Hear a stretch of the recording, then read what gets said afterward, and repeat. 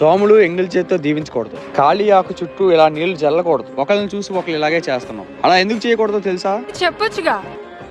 చెప్తా వినండి. ఇప్పటికీ మనం పాటించే ఎన్నో సాంప్రదాయాల్లో ఆకు చుట్టూ నీరు జల్లే సాంప్రదాయం ఒకటి ఉంది. దాన్నే చిత్రాహుతి అంటారు. ఇప్పుడు మనం ఫ్యాక్ట్ మాట్లాడుకునే ముందు మనం పాటించే పద్ధతి వెనక ఉండే నమ్మకాల గురించి మాట్లాడుకుందాం. మొదటిది, మన చుట్టూ ఎన్నో ప్రేతాత్మలు ఉంటాయని, అవి ఫుడ్ కి అట్రాక్ట్ అవుతాయని, మనం అలా వాటర్ తో లైన్ గీయడం వల్ల అవి లోపలికి ఎంటర్ అవ్వలేవని కొంతమంది నమ్ముతారు. మరికొంతమంది మనం తినే ముందు దేవుడికి సమర్పిస్తున్నట్టు కొంతమంది భావిస్తారు.